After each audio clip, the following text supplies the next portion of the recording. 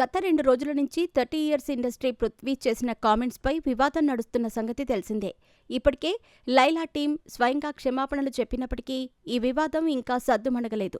ఓవైపు పృథ్వీ తనను టార్గెట్ చేస్తున్న వారిపై విరుచుకుపడుతూ ఉంటే, మరోవైపు నెటిజన్లు అంతకంతకు రెచ్చిపోతున్నారు.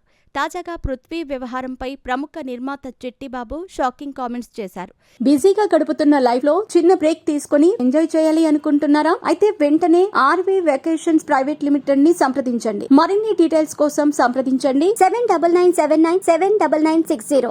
చిట్టిబాబు తాజాగా ఈ విషయంపై మాట్లాడుతూ, పృథ్వీరాజ్ నోటిదూల వల్ల ఇండస్ట్రీకి నష్టం జరుగుతోందని మండిపడ్డారు. పృథ్వీని ఉద్దేశిస్తూ, నువ్వు పెద్ద రాజకీయ నాయకుడేమీ కాదు, కమేడియన్లో మాత్రమే. ఒక పార్టీలో ఉండి చండాలమైన పనులు చేసి ఆ తర్వాత మరో పార్టీకి వెళ్లావు. ఆ తర్వాత విడిచిపెట్టిన పార్టీని తిట్టడం అనేది చాలా తప్పు అంటూ పృథ్వీరాజ్పై చిట్టిబాబు మండిపడ్డారు. నిర్మాత చిట్టిబాబు గతంలోనూ పవన్, సమంత వంటి స్టార్స్పై ఇలాగే విరుచుకుపడ్డారు. ఇక 2 రోజుల నుంచి వైకాపా సోషల్ మీడియా వింగ్ తనను వేధిస్తోంది అంటూ నటుడు పృథ్వీరాజ్ తాజాగా సైబర్ క్రైమ్ పోలీసులకు కంప్లైంట్ చేశారు. కుటుంబ సభ్యులతో సహా ఆయన పోలీస్ స్టేషన్కి వెళ్లి ఫోన్ కాల్స్, మెసేజ్లతో తనని ఇబ్బంది పెడుతున్నారని కంప్లైంట్లో పేర్కొన్నారు. కంప్లైంట్ అనంతరం ఆయన మీడియాతో మాట్లాడుతూ, నా నెంబర్ను సోషల్ మీడియా గ్రూప్లో ఉంచి 1800 ఫోన్ కాల్స్ చేయించారు. మా అమ్మ, భార్య, పిల్లలను కూడా తిట్టించారు. వీళ్ల వేధింపులు తాళలేకనే ఆసుపత్రిలో చేరాను. ముఖ్యంగా అనిల్ పేరుతో పోస్టులు పెట్టిన వ్యక్తిపై ఆధారాలతో సహా కంప్లైంట్లో పోలీసులకు ఫిర్యాదు చేశాను. త్వరలో ఏపీ హోం మంత్రిని కూడా కలిసి ఈ విషయమై కంప్లైంట్ చేస్తాను.